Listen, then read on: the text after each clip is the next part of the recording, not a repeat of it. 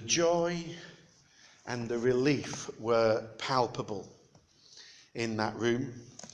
The midwife had just invited the new father into the room where his wife had just given birth so that he could meet his new son. As soon as those in the room had heard that wonderful first sound of the baby's cry and the midwife had quickly checked that mum was doing well, she'd sent word out that Dad could come in. And as he entered, he saw his son there for the first time, in his mother's arms, lying against her chest, his eyes still screwed up tight. 2 chubby little arms and 2 wriggling little legs, all present and correct. 10 tiny fingers and 10 tiny toes were counted for the first time just to make sure. Both parents knew that they were in love with this new arrival. God's gift to them. For a few minutes, time stood still in that room around the new family as they spent their first few moments together. Moments of peace and adoration surrounded by love. But now come the practicalities. The midwife gently inserts herself back into their world and takes the child to clean him up properly, giving Mum and Dad a chance to quietly talk to each other, for they had some practicalities to arrange too. Then, in an instant, their world collapsed in on itself. The village women and the midwife had begun talking frantically to each other, a gabble of sound that they could not make out, but their tone in their voices made it evident something was up, something was wrong with their child. What is it? They asked. What's going on? They raised their voices, trying to be heard. They tried to get some answers, but the commotion continued. One of the women turned towards them with a kindly look and just motioned for them to keep calm, though even as she did so, she knew that it was a futile effort, until finally, "Stop!" the dad roared, half screaming, and the room immediately silent, and all eyes turned to the father, standing by his wife's side, his chest heaving, while he caught his breath. "What is it?" he asked. "What's wrong?" And all eyes in the room turned now to the midwife, who said in the most matter-of-fact voice that she could manage, for that seemed the kindest way. And she said, "He's blind." The new parents were heartbroken at that news. Their new child, the perfect boy who they'd been embracing only a few minutes earlier, was no longer not quite so perfect. The dawning realization came that life for him and life for them was going to be more difficult than they'd imagined. They looked at the faces around them. They would need the support of this village now more than ever. And yet, as they scanned the room, they could see in the eyes of those faces that the recriminations had begun. Each mind thinking, what has this couple done that God should punish them so? What sin lies in their past? Why is the Lord angry? What could have been so evil that this child would have to suffer so for their wrongdoing? The parents knew that they would not have the village's support. He's a man now. But since he was born blind, life did not go easily for him. His parents had struggled to care for him, so he'd grown up as a street beggar in Jerusalem. One day, Jesus and his disciples passed by the place where he was begging, and Jesus saw him. And I don't mean that Jesus saw him in the same way as the priest and the Levite saw that man who'd been beaten up on the Jericho road, seeing him and passing by on the other side. That was the reflex, though, that this man had grown to expect. See and avoid. But Jesus saw with compassion and moved towards him. And when the disciples saw Jesus' attention turned towards the blind man, they asked for an explanation of his blindness. Rabbi, they asked, Rabbi, who sinned, this man or his parents, that he was born blind? Even good men who had spent time walking in Jesus' footsteps, listening to his teaching and learning from him, had the same reaction as those women who'd been present at his birth. What caused God to be so angry as to allow this suffering? What evil in this man's life or in the lives of his parents had brought this pain to pass? 2,000 years on, and we haven't really changed. We certainly haven't improved. We may perhaps have learned a little bit about disability, but we're no closer to understanding pain and suffering. We continue to struggle and search for meaning in hardship. We still look for blame and cause. It's thankfully rare today to hear such comments aloud about others, though even as a non-football supporter, I can remember the controversy caused by the one-time England manager Glenn Hoddle claiming that the disabled are being punished for sin in a past life. But we still seem to find it acceptable to think that way when we talk about ourselves, when we experience hardship.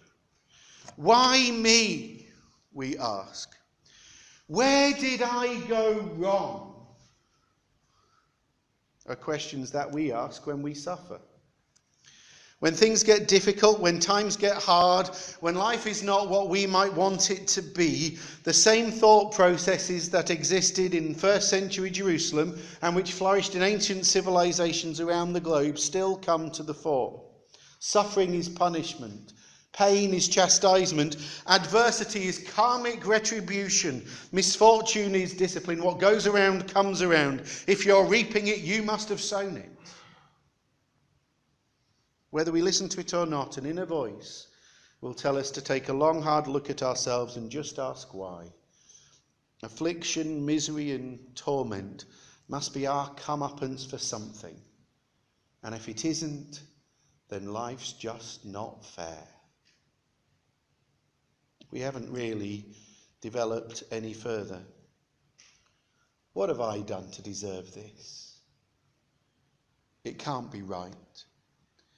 Why is God punishing me? We still ask those questions. We may have questions about suffering, but in the story of Job, Satan also has a question to ask.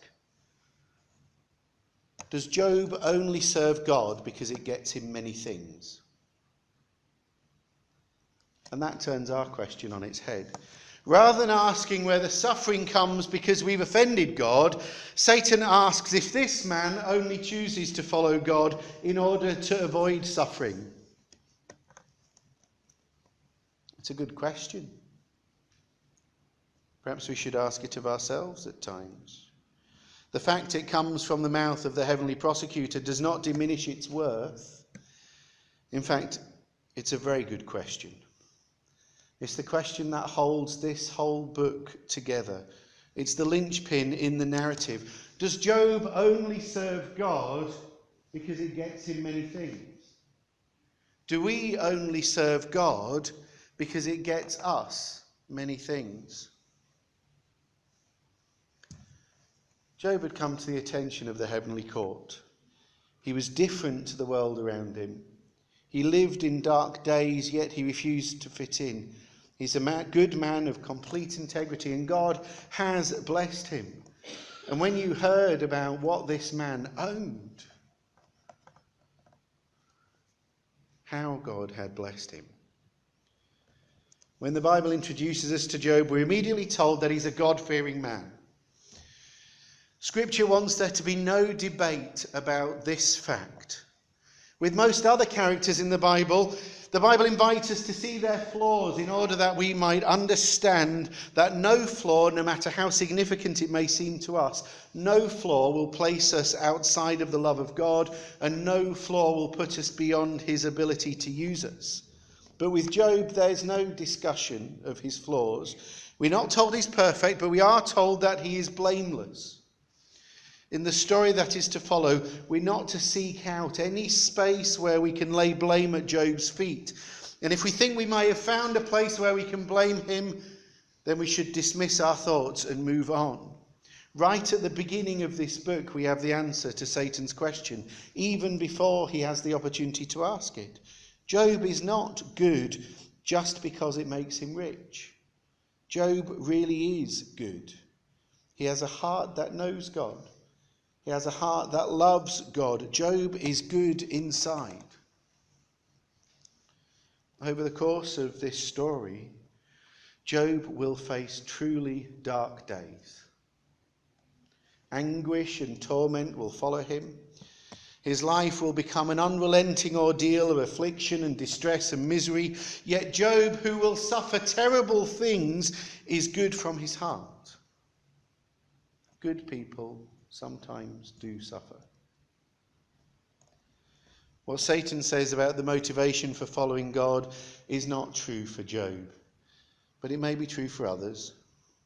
Many people want to be Christians because they think that they will have better lives. They think that God will bless them if they do good things.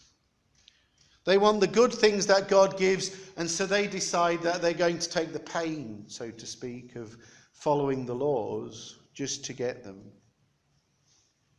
We may be tempted to ask "why me" questions, to wonder what we may have done to deserve whatever burdens come our way. But there's plain teaching here in this book that in our world good people do indeed suffer through no fault of their own. It may also be tempting for us to believe ancient notions that tell us we must have done something wrong to deserve the problems that we face, and that if we live a good life we'll deserve better. But this book shows that even in ancient days God was refuting the ancient superstitions. Many, many years later, when Jesus called his disciples to follow him, his call was not to an easy life. He didn't promise trouble-free days. Jesus' call was clear. Being a God follower would not be easy. His call was to take up a cross and walk in his footsteps. His caution was that if he had faced troubles, then so would we. His promise was not a life of ease, but his companionship along life's journey. Job was a good man. When God gave him many things, Job was still a good man. And if God were to take everything away, and as this book proceeds, he will, everything. If God were to take everything away, even then Job will still be a good man. When a person's good on the inside, then outside things will not make him bad. When your heart is set on things above, circumstances will not change it. When your heart is pure, troubles will not lead you to compromise in your actions. When your heart is true, you will follow God no matter where he leads. Job knows God. He hates evil. He loves good. And nothing that happens to Job will change that. But for us, what if God took away your money, your house, your health, your family? Would you be like Job? Would you still trust God, love good and hate evil? Or do you only follow God when it's easy? Jesus says to his people, "You are the light of the world." They're to shine like the sun. Real Christians shine because they've got light inside. Their goodness shines out no matter what's going on around them. Their goodness shines out more when around them is darkness. Darkness is not just something that happens overseas or in another city. Without looking too hard, we can see the darkness of sin in our own town, city as well. In the darkness of Blackburn, we are called to be a light. We are to be like a city set on a hill. A city is not a single light, but a collection of lights. The image of a city set on a hill speaks of us letting our lights shine out like a community of faith.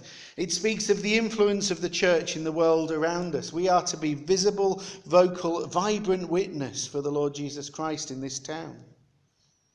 Some people in this world copy the people around them. At work, they're like the people at work. At church, they're like the people at church. But true Christians are not like that. They're lights that shine out goodness. They're lights which shine even more when there is darkness around. They're good inside. God has changed them and he's made them good just as he made Job good. Has God made you good on the inside? Or do you only look like a Christian when you're here at church? The message from these first few verses of Job that I see for us today is that we're to be different, even in times of hardship, especially in times of hardship. How might we answer Satan's question if he posed it to us? Do you only serve God because it gets you many things? Do you only serve God when it's easy? Or do you serve God at all times? As we take time to reflect, perhaps on that question for ourselves, we're going to sing this song together. It speaks about the times when life can get difficult, when temptations and troubles abound, when hope feels gone, when nothing seems glad. It talks about, in the second verse, if all were easy and if all were bright, where would the cross be and where the fight? But there's a promise there too. But in the hardness, God gives to you chances of proving that you are true. And the fourth verse will tell us and encourage us. Let us press on then and never despair. Live above feeling. Live above the circumstances around us. No matter what they may be, let our light shine out. Live above feeling, for Jesus and victory is there.